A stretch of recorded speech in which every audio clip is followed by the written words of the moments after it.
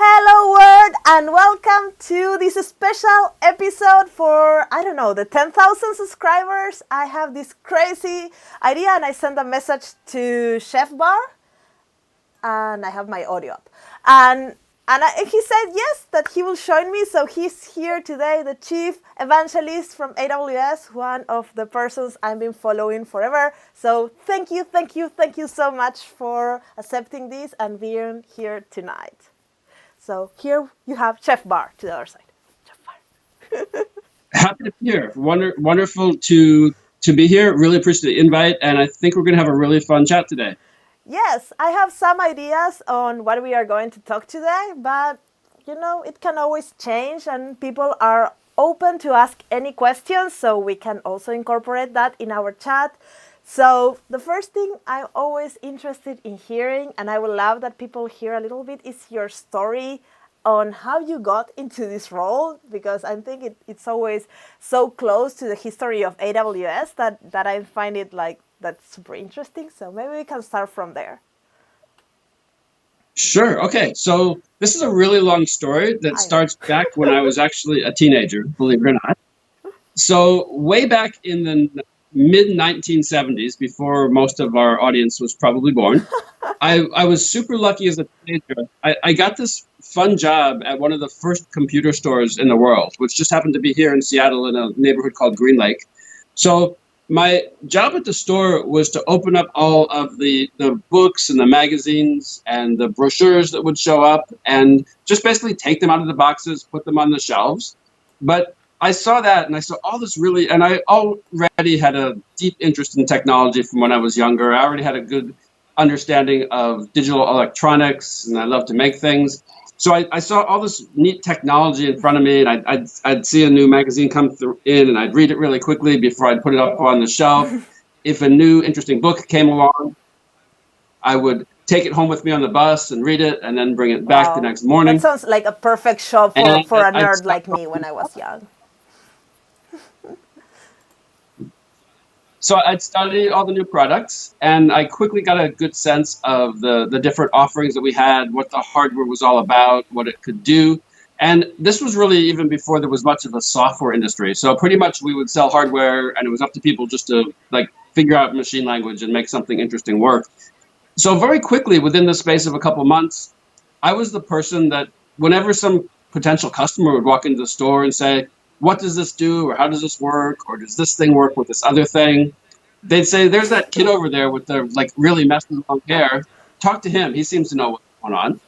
So back when I was 16, 17 years old, I started to actually have this model that persists to this day of deeply understanding some technology and then explaining it to people. And 40 years later, I'm doing really the same job. And I think I want to talk a lot about that, because as a developer advocate myself, my first place to go and find information is the AWS blogs, but I think we can get there in a while. I think you should continue your story, because I like to divert very easily. Sure. So I had a wonderful time at that store, and I got to just be immersed in technology. I got to really, and I'm totally sure there was no software industry back at that time. Microsoft was just getting started. There was no concept of an evangelist or a developer advocate, but I just really enjoyed explaining things. And then over the course of many, many years and lots of different jobs, I again and again found myself in these situations where I was officially on the technology side, but what I would spend a fair amount of my time doing was explaining things. And that transition from mostly technology to 1 foot in tech and 1 foot in marketing, that might have been, let's say maybe even a 25-year, very, very slow transition. And then suddenly one day you wake up and say, oh my, I'm part of the marketing team. How exactly did this happen? Yeah, I ask myself that every day. It is, and it's a very important role, because we're all generated. It's very easy to the dev teams build all this amazing technology. Quite often they're very close to it, and they have a detailed understanding that's perhaps just a bit too detailed. And when you ask them to step back a bit and portray it for a regular audience, they're so happy with what they've built, that they don't always have a little bit of objectivity and perspective, so they can really see it as the customers would see. Even though we try to be really customer obsessed at Amazon, there's still a little bit of intensity and familiarity that I see sometimes when the teams are asked to it's self-describe what it's they're up to. Like, it's so hard to... Exactly right. So one of the things I like to do is the teams give me a lot of information about what they've built. We have the standard Amazon document called a PRFAQ, which is short for press release and frequently asked questions. I take that, and quite often in there's some hint of the messages that they'd like to share with their audience. I absolutely for sure look at those and make sure I know what they are. But I try to actually just step back a bit and make sure that, from my perspective, as one of the first to see the product and to see all of their documentation and their messaging, let me make sure that I give what is to me seems like fair coverage of all the different aspects, and that because I'm seeing this early, I can maybe get a sense of what do I think as a potential customer for this, how they would find it useful. Yeah, and I think I liked when I create my content, at least find the human aspect as well on the how people can really use it for something, and it's not just a feature that is cheap, but it's also something useful that you can play somewhere in the, I don't know, project or life cycle of other developers that gives a little bit bigger perspective for newcomers to I don't know, get excited with what you're presenting and trying to explain. That's right, and that's also one of the biggest challenges that I think that I face, and the other bloggers that also write for the AWS blog face, is we all have a limited experience base to draw from, and a lot of some of the services that we have that are more enterprisey in nature, we can certainly read the problem, we can see the service and get a good sense of what that problem is and how the service hopefully can address it. But we often don't have our own data center. We don't have a massively complicated and messy enterprise network. So we don't always experience these challenges firsthand, and it's a little harder to identify with them and fully know what the real challenge is, to say, okay, this is how this new service or feature actually addresses this problem. Yeah, that's so true. I have now in my short career as an evangelist, I have faced that so many times. I'm so certain of something, and then somebody comes with a enterprise problem. I never work in a big enterprise doing enterprise software, and I was just like, maybe I didn't got that right. It works nice in Agile. I don't have my data center. I don't have my own data center, for example, and I don't have racks of equipment. Lots of my friends seem to, actually, but I don't have any. I'm trying to actually minimize the amount of hardware I have in my house rather than maximize it. Definitely. Serverless all the way. So maybe you can tell, I love the story on how you got started in Amazon, like, because I think it's always, as I said, so close related with the AWS history that I think, I don't know if everybody knows it, but for me it's always fun to listen to that when you tell it, because it's the beginnings, and it's 2004 or something like that you were already working in Amazon and things started. Okay, so again, really interesting story. Back before I joined Amazon, I had been working as a consultant. Some friends of mine were venture capitalists, and they gave me this really interesting assignment where I could work with them, and I would help to scope out different companies that they were thinking of investing in to see if they were a worthwhile investment target. This was back around 2000, 2001, when web services were brand new. And they, as is often the case with brand new things, they were really complicated. If you think back to the days of WSDL and SOAP and XSLT, really complicated, messy kinds of things. And at that, a lot of the companies that we looked at were trying to build some kind of tool or application in that very early web services space. Now, unfortunately, most of the things that were present at that time, be they tools or applications, it was really hard to get the value across to a regular person. Even with my ability to explain things, you'd show a web services client, and you'd show the internet, and you'd show the server somewhere. You'd explain how calls are being made over port 80 across the internet, And people are like, oh man, that's really boring. And what's the point of this? I just don't get it. And one of the challenges back then, and it's kind of obvious now, but wasn't back then, all of the services were really simple things. They were, what is the weather? Do a currency conversion, get a stock quote. And you'd show these to regular people, and they just didn't grasp the value of what web services were all about. So this was a scene in, let's say, early 2002. One really lucky day for me, I just happened to learn, and I don't remember how I learned, that Amazon had just published the first Amazon web service. And that web service was actually access to the Amazon product catalog.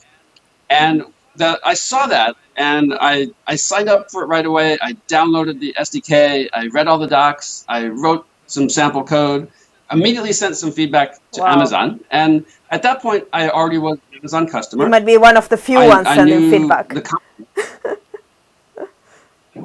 I apparently so. And the cool thing is, because we actually have this leadership principle of being customer obsessed, I got a response very, very quickly that said, we really appreciate your feedback, and here's what we think about it. And would you please actually come by our office and tell us some more? And of course I did. I drove from the suburbs into the city to the Amazon office, met with this guy named Bill, and gave him a bunch of great feedback. And then Bill invited me to a developer conference that Amazon was putting on. And I showed up at that conference a couple weeks later, and it turned out it was me, I think 4 other developers, and a bunch of Amazonians. This is like the spring of 2002 at this point.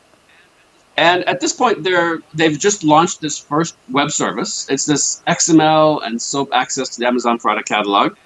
And they started talking about just how quickly developers had found and started building things with this first web service. And this was one of those moments where they say, oh, this is pretty neat. We made this first service for developers. Wonder what else developers might find interesting. And at some point during that day, one of the presenters got up and said, we're so thrilled with this first web service. We put it out there. Developers found it. They built something with it. They started sending us neat things within, I think, either 24 or 48 hours. They sent us all this neat stuff, and they said, we're going to start looking around the rest of the company and see what else we could actually start to publish as web services. And suddenly, like, oh my, it's like the light bulb you always see in the cartoons. The light bulb goes on. This is going to be like a really cool thing. And I turned to one of the other Amazonians. Her name was Sarah. I turned to Sarah and I said, Sarah, I really want to be a part of this somehow. And she said, I can make that happen. And I went through the regular Amazon interview process, and I went through the interview loop, and I wrote code up on the whiteboard. And before I knew it, I was part of a team called Amazon Associates. And I was on board, and I was essentially to the side of the team doing web services, but I was close enough to get started. So that's how I got on board. Yeah, and also the beginnings of AWS, putting things out as web services. And Right. So I come on board, and I'm officially part of the Amazon Associates team. My manager understood that I had this interest in the web services, and he was very, very generous. And he said, Jeff, I know that even though you came on board for this one team, that you want to help out with web services. So spend some of your time helping them out. He was very indistinct. He didn't give me a time budget. He didn't say what I should do. He was so generous. And it was one of those random conversations you look back on and say, this was one of those tiny little forks in the road that I could have paid attention, or I could have just waved him off. Luckily, I actually paid attention. And I started doing things like jumping in on the forums to help our customers. I wrote some sample code. At a certain point, they came to me and kind of said, well, we've got this conference and nobody wants to do it, so we're just going to force you to go to the conference. And I said, oh, I love conferences. I'm happy to do that. And then a couple months later, they said, well, we've got this job description here, and it's Web Services Evangelist. We've done a bunch of interviews for this job, and no one has actually been a great match to it from the outside. But now that we actually gave it a second look, and we're looking at what you're doing, Jeff, we think you're the Web Services Evangelist. It's like, sure, I'll do that. So that was the first time. Hang on just one. I have a piece of Amazon trivia right here on my desk. Okay, this right here, this is the actual first SDK that we ever published for those e-commerce web services. I still keep it on my desk as just a little point in time. It's not just a CD, it's a tiny, tiny, tiny little kind of magic CD that I don't actually have a CD reader on any of my computers anymore. But there you go. Wow. I treasure this You little should frame history and it. keep it on my desk. Yeah. So that was SDKs back in the So time. the actual interesting legend on this, it says work hard, have fun, make history. And I think we've done all three since I got that in probably 2003. Yeah. And since then you have been blogging, or you started blogging in 2004. Yeah. Okay. So I'm part of this team that's doing these e-commerce services, and then at some point, and when we talk about making history, unfortunately, we're better at making history than actually remembering it. And at some point, and this is a little fuzzy in my head because life was really busy and my family was really young at the time. But at some point, Andy Jassy is in the hallway 2 doors up from me. And Andy and I chat a bit, and he's got this mandate to start building infrastructure services. And so it's basically Andy and then his executive assistant and then me in 3 side-by-side offices.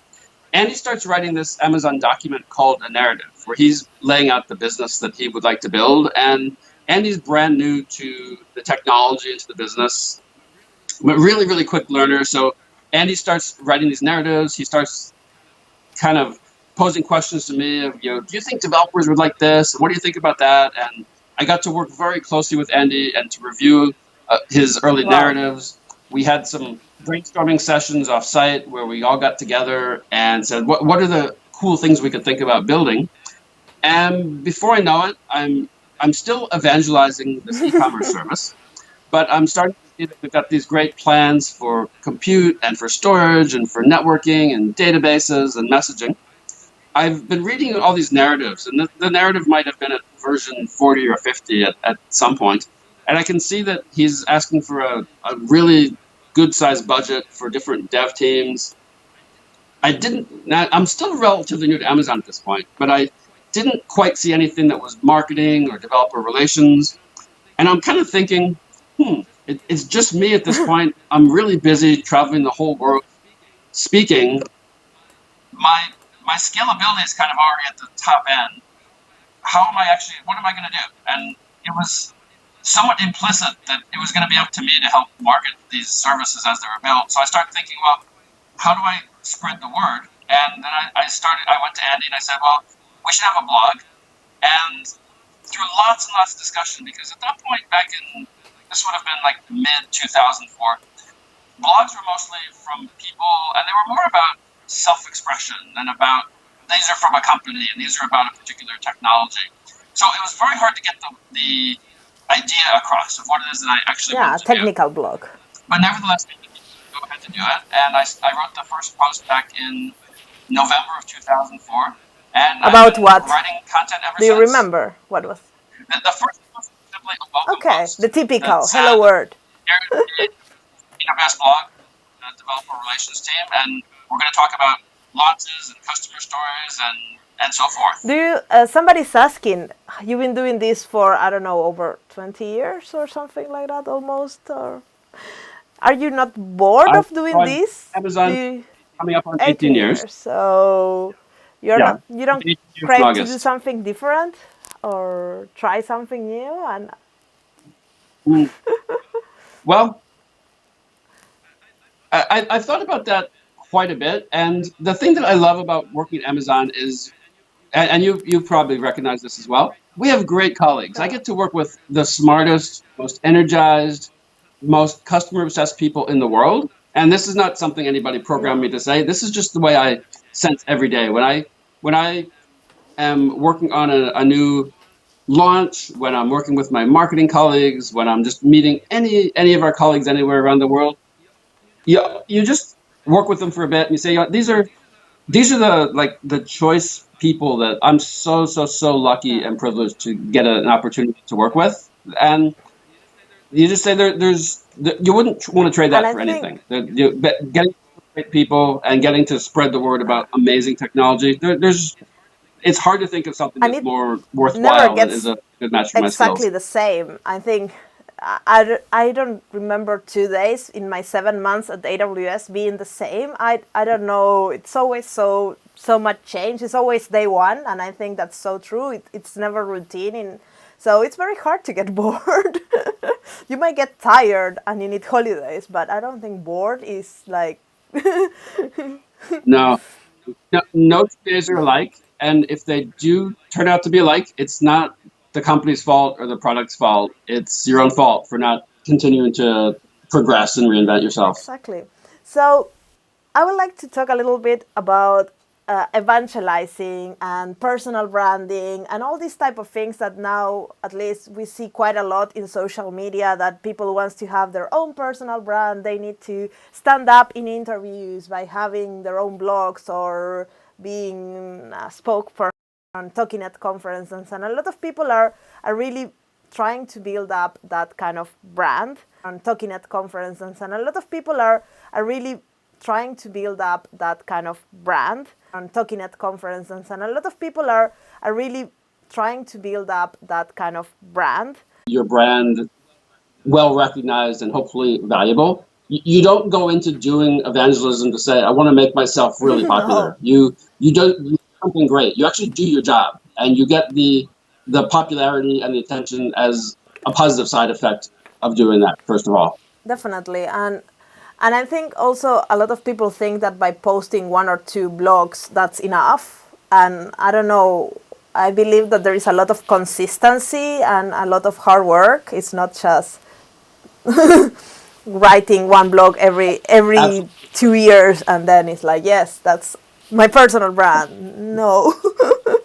No. Many years ago, I came up with this phrase. I say it takes a long time to be an instant success, and you have to invest in literally your own infrastructure. You need to build your skills, your experience, your knowledge. You need to build on that for a really, really, really long time. And after you've done that, and no one knows why you're doing it, and no one understands why all of that energy and intensity is going into these like kind of invisible things, then suddenly you get this opportunity to actually put them to use, and the world says, oh, they came from nowhere. But yeah, they came from nowhere, but they've been preparing for it for 10 years, 15 years, or 20 exactly. years in most cases. Exactly, and I think that's something... Now, one thing that... Yes, one thing. Continue. Oh, okay. So when we started putting the blog together, I remember struggling a lot with who's writing this blog. And the words were coming from me, but it wasn't clear if I was writing on behalf of the entire company or of the product team, or from me, or from what was like developer relations.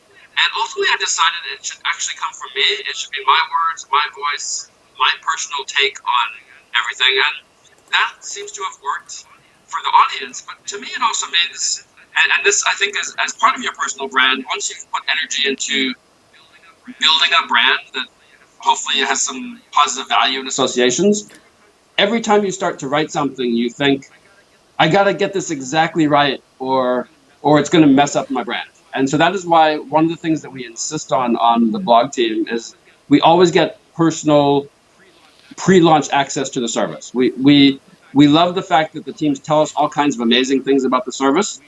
We trust them a lot, but we pretend not to believe a word that they say. We have to execute all of these things for ourselves, and that way you can write from an actual position of experience. And you can build trust. You've probably noticed with a lot of different... It's trust, and you build that trust with your audience just step by step by step over many years. One of the things that you'll never find in a piece of AWS documentation is a description that says, okay, when you push the create button, it's going to take a second or a minute or an hour or whatever to get some new resource created. Because that's generally not a promise that we want to make in a very, very specific upper time bound. But so that means that until you actually have that console or the CLI or the API and you issue that create request for the first time, nothing told you what kind of time to expect. So that's like the simplest bit of personal experience. When you say create on a new table or instance or message queue, is it created as soon as your hand comes up off the mouse, or does it initiate some kind of a workflow that is maybe a great time to walk your dog or water your plants or empty the closet? Yeah, like that, put a cloud formation distribution and see what happens. Right. You can only learn those kinds of things from trying. And one of the neat things that I've done is, because the team never wants to say, well, the upper bound is 10 minutes or 20 minutes or an hour.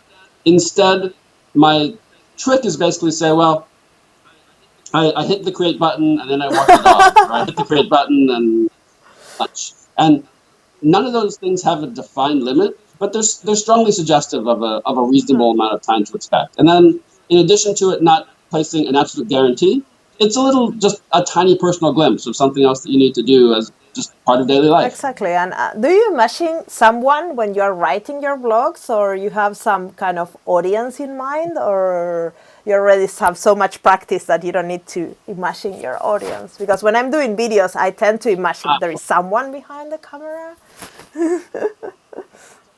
So that's a really interesting thing. And what I like to do is, when I do have the opportunity to go out and travel and meet readers, I love to just sit down and chat with them for a bit, get a sense of what they like, and then in the most non-creepy sounding way possible, I kind of take a little picture of them in my head, and I think of them as my audience for the next couple of blog posts. And I think back to the probably thousands of people I've met at reInvent, and I've got a folder full of selfies I've taken with people over the years.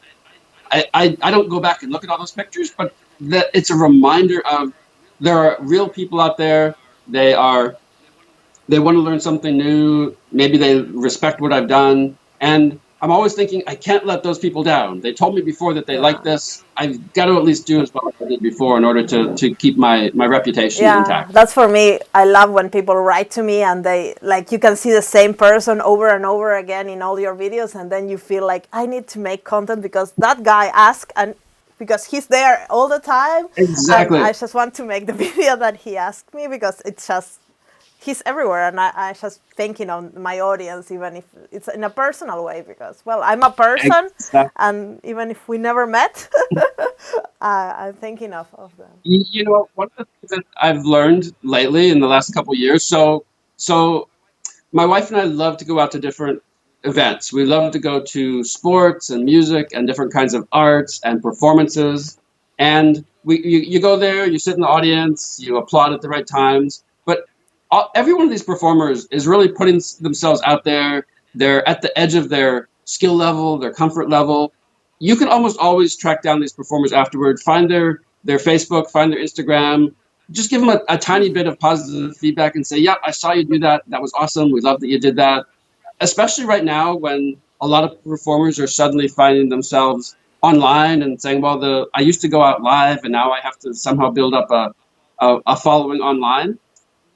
Little tiny messages that you're watching someone's live stream, and a couple likes and a couple hearts and a quick message of hello from Seattle. It's actually stunning how much of a difference those tiny bits of micro feedback actually make. It is. It always makes me so happy when people write to me with stories like, I watch your videos and they help me out, and it makes me like, makes my day, usually, those messages. So, but I think it's a good topic now that you are talking about this situation that we are living currently, and how you think that the work of an evangelist changed, because I think everybody thinks of evangelists going to conferences and speaking at events, but now there is no events. There's only online conference, but there are not that many. So what is your take on how we can evangelize from our rooms? A great question, and I think we're faced with a world where everything is changing, and that's a really scary thing. No two ways about it. That there's a huge amount of uncertainty and confusion and disruption, and none of us really know what's going to happen. But at the same time, we have this inventive spirit. I think, especially at Amazon, I think we're known for being inventive, and we have a leadership principle: invent and simplify. My sense from talking to our colleagues is that we're always told that you can invent best under incredibly tight constraints. Now, we have this tight constraint that says, as an evangelist or developer advocate, you still need to work on getting the word out there. Your tight constraint is you need to figure it out really fast, and you are not allowed to travel. So I'm just blown away by the amount of live streaming and twitching and podcasting and social media of all sorts that people have very, very quickly said, I can do an online quiz, I can do tests, I can Oh reach yeah, local audiences. Sometimes I think we can build bigger audiences online. definitely. And you look at the overhead of booking a trip and getting somewhere and the amount of energy and the personal wear and tear, if you will, to do that. We have a bit of an opportunity here to say, let's look at the things that we did before, and is there a more efficient way to Yeah, do them? for me, the hardest thing of this role now is how I can build communities, because that's part of my job. I work in the Nordics and I help the Nordic communities to work together. And it's because I know how to take my word online, but how I can help these communities to bond and to create and to embrace their knowledge, and that's for me the hardest thing without the real word, but I'm working on that, and I think everybody's working in their own space on how they can make that work, because it's super important for us. I think so. And we're going to learn a lot of new Yeah, techniques here. And the one thing I do know is that we're not going to get to a certain point in the next couple of months where we suddenly effectively hit the undo and we're back the way things were 6 months ago.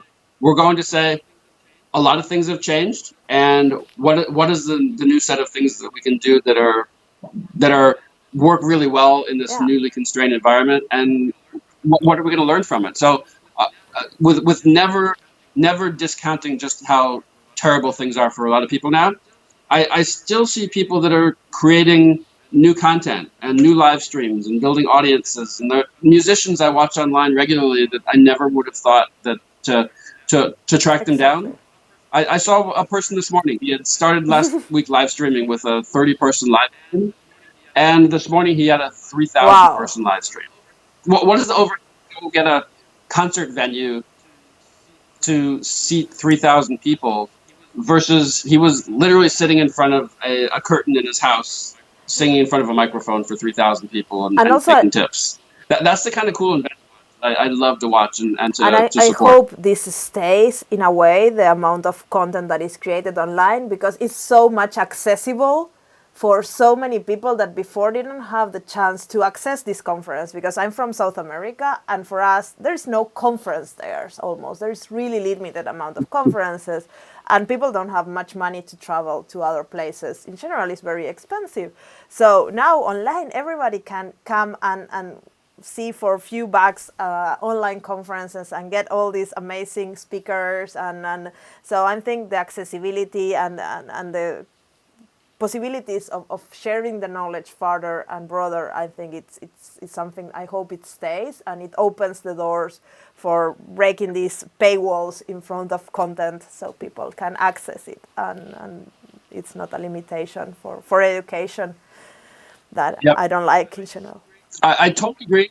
One thing we should emphasize is that everybody has an opportunity now to be a creator. The barriers to creating new content have never, ever, ever been lower. You can, you can film videos on your phone. You can edit them on your phone. You can write blog posts and share them on your phone.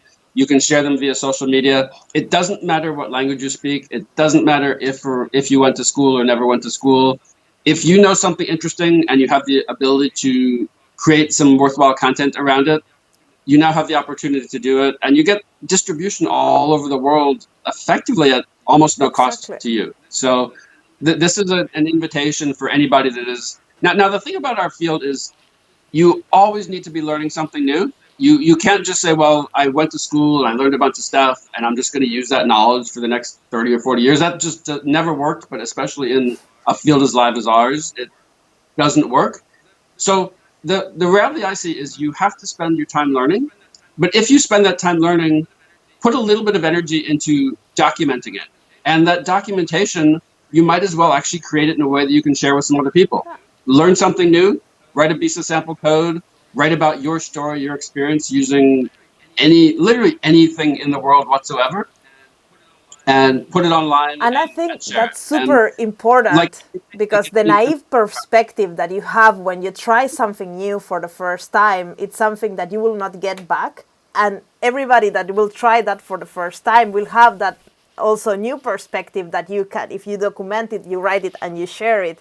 it will be so easy to empathize with the reader because you are in that position. It's not the same if you're an expert writing something, that if you're a newbie and you're trying to explain the way. So it's, I think, you don't need to be an expert to write about things. If you share the story, like, okay, I'm learning this, and you're honest. Right. And the reality is we're all in continuous learning mode. And sometimes when I'm writing my blog posts, I actually feel like I'm explaining it to myself as well, because I'm in this situation where I have to learn new things every day. And there's this weird misimpression that I somehow remember all the services and all the details and that I know everything about every service. Nothing could be further from the truth. I deeply immerse myself into some new service for really a couple hours as I'm getting ready to write about it. I often will create a mind map to organize all the facts and the information that I have on hand about it.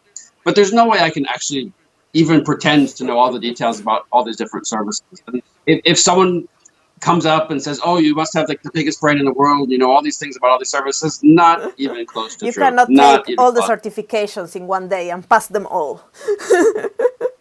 I don't know if I can pass a single one. So, Can you tell a little bit, now that you mention it, about your blogging process and how you learn something from scratch?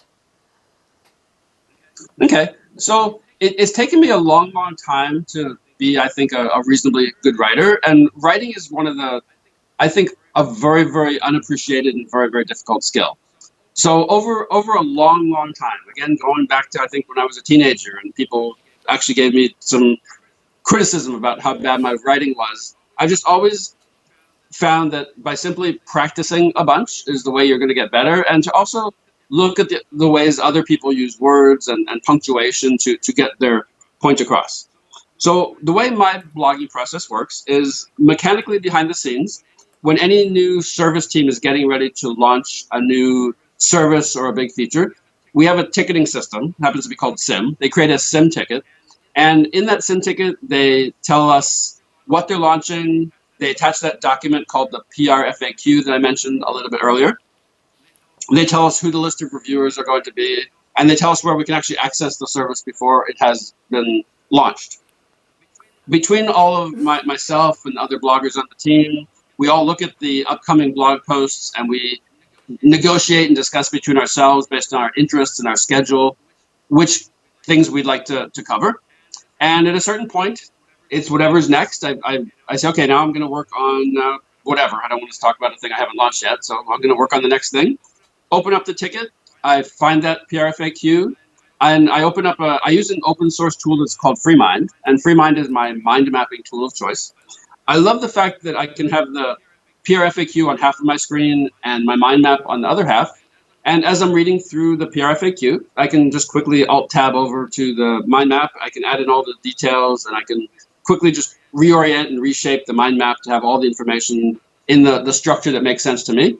So I use the PRFAQ as my source material. I actually open up the console and I use the service. I'll often have some questions for the team, get those questions all clarified. And then I just start writing. And I've found that my writing process is linear in that I have to have a really good title before I'll move forward. And good titles are one of the harder parts, I find. Getting a great So title, hard. probably 5 discarded titles for the final one that you actually end up liking. Because you have to think that the title and maybe the first graphic you use, that's all that you might see on social media to have someone Click. to catch someone's eye, that they think this is worth reading. It needs to be So great clickbaity, but title. it's not too much. Yeah, there's so many constraints. You want to give a hint of what's inside. You don't want it to be really, really long. Sometimes you want to think about like what part of it might be make for a good hashtag. So a lot of energy goes into what looks like just a simple title. And one thing I've noticed is worth doing is once I do share something, watch my Twitter analytics very, very closely and try to get this mapping of, I wrote the title in this particular way. Can I somehow map that into the number of impressions and engagements I'm generating? It's hard to relate them, but I do know that energy put into making great titles seems to really pay off. So I get the title. One technical question about titles, now that we are talking about titles. It's always a pain in the butt for me. Do you get analytics inside the blog, AWS blogs, that you can see how many people click through, and if you have, like, to analyze the titles, do you get like the SEO from Google, for example, on how people search and all those things that you can use as data to improve the flow? I do have access to a lot of internal analytics, and I will admit that I probably don't pay as much attention to those as I should. The numbers I seem to find really interesting are the Twitter analytics, mostly because they're real time. Everything else takes a while for the numbers to be accumulated and reported on. So by the time you see them, they might be the daily report or the weekly report. That just feels like ancient history, versus putting out some tweets and then seeing within minutes are the numbers spinning quickly enough. That to me I just find absolutely captivating. And if I had more space in my home office, I'd probably have an entire wall. It was just this gigantic projection of my Twitter analytics. That's cool. Yeah, Twitter. I love YouTube, and Twitter analytics are both great, and you can get so much detail that I can spend hours just looking at them. Somebody's asking, what kind of tech books do you read? That helps for being a better writer, or? You know, I have to admit that I've gotten out of the habit of reading book-sized materials in the last 5 years. It's actually very, very embarrassing, because I own a lot of books. I've read a lot of books kind of younger in my career, and these days it seems like mostly just shorter form content. Really, mostly blog posts are what really works for me. I do think my attention span is really, really poor right now compared to where it was when I was maybe in my 20s or 30s or 40s. Yeah. Very unfortunately. I find it really hard to actually just sit down and read a full tech book anymore. Yeah, and I also noticed that for technical books, they get old so fast that it's also, by the time they finish writing it, they should start rewriting it again. So I also like these blog posts or white papers or something. Yeah. Yeah, I mean, when I was younger, I used to love to read about, like, just kind of algorithms and hardware and system architectures and things like that. And I used to actually think I understood all those pretty well. And at this point, I don't feel very, very confident at all in any of them, unfortunately. Yes, so I think we covered the last topic before wrapping up. If not, we will be here all night talking, because I'm very good at not shutting my mouth. So one thing I would like to cover is some tips from working from home and how you're doing this. What is something you can share with the people watching on working from home? Oh, wow. Okay. So this is a favorite topic of mine. And one thing we should separate is that, yes, a lot of us are working from home, but we're also working in unique and difficult circumstances. So if you don't feel super productive or super focused, or if you're saying life is weird and I'm really stressed, that is not working from home. That's the world is doing that to you. So I find it really important to separate those two. And even though I've been reasonably productive, I'll also say, the randomness of today's world is gets to you sometimes, and trying to recognize that. Now, I do try to, the things that work for me, a daily rhythm, getting up at the same time every day, getting dressed, doing the usual things that actually remind you of regular life. Taking care of things around the house, walking the dog, doing my like household chores. Get empty the dishwasher, get the trash outside. Those sound like these really mundane things, but those are, to me, it's rituals and rhythms that you need to keep reassuring yourself of, okay, regardless of anything else that happens, I still can actually do these making kind of things. The bed. If you make the bed, then you're guaranteed for a good start of the day. That's my motto. So I'm the type of person that no matter how tired I am, how destroyed I am, I will always make the bed, because if I manage to make the bed, then I can just continue with the next chore. It's like, I think it's something from the military that I read in some book that I stick in my head forever. It's totally reasonable. And one thing that works for me is, even when I'm really busy, when it's 2 weeks before reInvent and I'm working on 10 different blog posts at the same time, and I'm getting up early and staying up late, I still make sure that all of the things that are the regular daily things, I still do all those things. If I'm way behind and I've got 50 emails of blog comments, when I go downstairs to make my coffee and the dishwasher is clean and full, I still take that time to actually empty it. It's just part of one of my things I do, and I still say, okay, it's way too easy to make an excuse and say, oh, I'm too busy, I'm too important, someone else has to take care of that. I just don't find that a reasonable approach to life at all. I do think that one of the successful parts of just working, and especially working from home, make all the different parts of your life work well all the time. It's very easy to get busy on the job and say, well, I'm really busy, so I'll pay a little less attention to my family, and I might forget to water my plants, I might forget to feed the dog. Well, you can't fix any of those things later, right? It'd be so easy to be, oh, I want to be super nerd, super focused, and ignore everything else with the thought, well, I could fix all those things later. I thoroughly disagree with that. You have to keep all the plates spinning, keep all the pieces moving together all the time, I think, to be successful in these intense jobs. Yeah, and I think at least in normal life, I was working from home before this mess happened. So I think having a schedule when you're working and when you're not, and organizing the spaces where you're working and where you're not, because it gets so easy for me to overwork.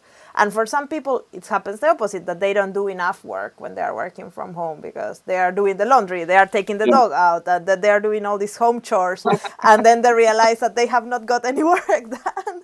So I think it's... Well, we all who are working, you still need to take a break. And if your break can actually be a chore that you have to take care of anyway, then it's almost like what I said before about, well, if you're studying something, you might as well write a blog post. If you're taking a break, you could also just get something else accomplished that you needed to take care of anyway. That's the one way that I like to look at it. Now, you mentioned having a schedule. Yes. I think it's really important to actually end your day. It's very, very easy to say, oh, a little more time at the keyboard. Sometimes you just need to close the laptop, turn the lights off, and say, you know what, I'm just done. It's time for the next phase of my day. Exactly, because it's so easy to stay until like millions in the night working. So I will ask you one last question that the person asked and let you go to your day. I think it's morning there. For me, it's 9:30. So I think we are wrapping up here. The last question is when your purple hair will come back. That somebody asked. Okay. So let's see. So I had purple hair for about 2 years. And one thing that I learned, and I didn't know this, you always learn something really interesting when you try something new, is that it's actually a ton of work to have and maintain purple hair. So every time I get my hair cut, it was like about a 2.5 hour process to end up with purple hair. So a big time investment. And I enjoyed it for quite a while. It was good to kind of have a good kind of that was part of my personal brand. And then early last year, my daughter Tina was planning her wedding, and she came to me very politely, said, Dad, I love your purple hair, but my wedding's coming up, and I want everything to be awesome, and I don't really need your purple hair. And when your oldest daughter comes to you like that, of course you respect what she has to say. And so I let it all kind of grow out to natural. I think I might have family permission to maybe go one more time for the next reInvent. So we'll have to see. Yes, let's see what happens in the future. But thank you so much for being here tonight, today, whatever time zone you are watching this from. It was amazing that you accept, and I'm so happy to have you here. And I hope you had a good time, and I hope everybody watching had a great time. So thank you again. Well, thanks for this opportunity. This was really, really fun, and really appreciate the conversation and all the wonderful questions. So thank you. Thank you. Bye-bye. Have a great night, guys, or day. I don't know. Bye-bye. Bye. See y'all later. Stream ended, maybe? Yeah, I don't know. Let's see. It's always a hassle.